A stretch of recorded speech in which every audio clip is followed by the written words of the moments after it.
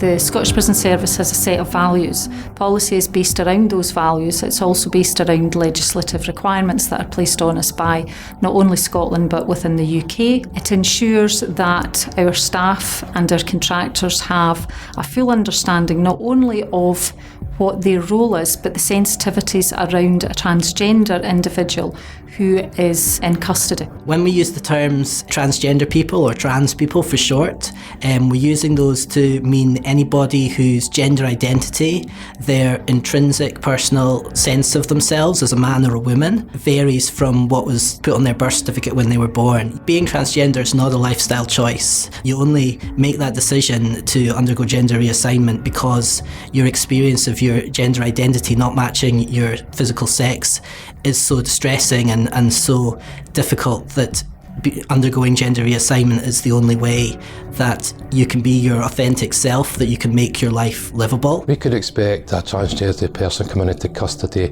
in either their birth gender or their social gender. Birth gender is the gender you were born in. Your social gender is the gender you've been living in the community. A transgender person coming to prison will be searched, allocated in their social gender. SPS staff and our contracted partners will work with transgender individuals by ensuring that they are recognised by their current name, that their current gender pronoun is used, and that their previous history is not disclosed and treated sensitively and confidentially. All prisoners into the prison system need to be searched, and they all need to be searched fairly and equally. If we're unsure of what social gender a person coming in is, we're now required to ask the prisoner what gender they prefer to be searched in. We expect prison officers to be professional, respectful, and search with dignity. Growing up as a transgender person can be a really, really difficult, isolating experience. You can end up being bullied at school. It's really difficult when you hit puberty and you find that your body's changing in a way that just feels completely in contradiction to your sense of self. You can feel really alienated from your body and from other people, and everything socially can be really awkward. It's a really stressful experience, and as a result, transgender people can be at higher risk of mental health problems and can be at particular risk of suicide or self-harm. I'm a 52-year-old male to female transsexual. I identify socially as a woman. When asked, I tell people that I'm a woman with a transgender history.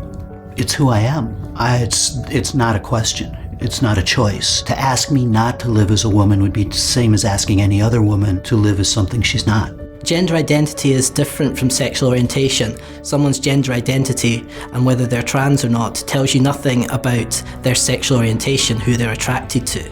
So your gender identity is who you are, and your sexual orientation is who you find attractive. And transgender people can be attracted to men, women, both, neither, just the same as anybody else. They can be lesbian, gay, bisexual, or straight, just as anybody else can be. Having body parts that don't match my social gender is quite distressing to me. This has led me to take many efforts to finally get myself sorted so that my body does match the woman that I feel and know that I am. The prospect of being searched and having to display those body parts of mine that I personally don't like to look at on myself is very intimidating. I don't like the fact that those parts are on me. I really don't want to show them to other people. Prison officers can do their best to make the search bearable by being professional, dealing with me as a person, respecting my dignity, and not acting as if I'm freakishly different. They'll never make it perfect, but they can at least make it a little bit easier by treating me with respect and dignity. As a female prison officer, I have no issues with searching a trans woman.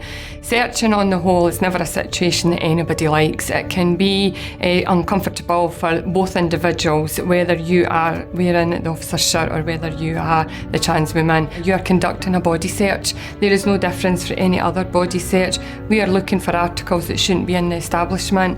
So just conduct yourself in any manner you would normally do a search. Transgender prisoners, whilst they're in our care, would be entitled to the respect, privacy, medical care, support and sensitivity around their needs, the same as would be the case for all other prisoners within our care. Anyone entering into custody is entitled to the same quality and access to NHS healthcare as they would have if they were not in custody. Gender dysphoria is a medically recognised condition for which NHS Scotland will provide treatment in the form of hormones or surgeries if after specialist clinical assessment deemed to be appropriate. If a transgender person is admitted to custody and is currently on hormonal treatment, this treatment will be continued by NHS Scotland whilst in custody. If a transgender person is in custody and requests specialist assessment, this will be facilitated by NHS Scotland.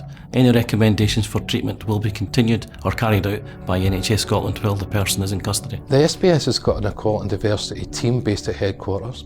My role is I'm the equality and diversity manager for prisoners, so I look at and protected characteristics including the transgender one. I get supported in the field by an equality and diversity manager based in every establishment. With help from headquarters and help equality and diversity managers in establishments, we should support staff who are dealing on a daily basis with somebody of any of the 9 protected characteristics to give them guidance and support to make sure they're treated equally and fairly. The Scottish Transgender Alliance provides assistance to the Scottish Prison Service in a variety of ways.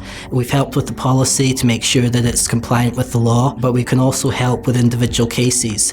So in the case conference process, if there's questions about what might be the right way to ensure the safety and privacy and dignity of a transgender prisoner, we're happy to provide sort of consultancy help. We can be asked sort of like kind of questions and give advice and guidance. We don't need to have the prisoner's identity revealed to us. We can sort of deal with it in an anonymised manner.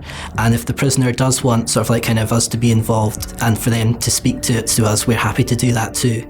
We're happy to come and speak to the prisoner and then help with the case conference if the prisoner wishes.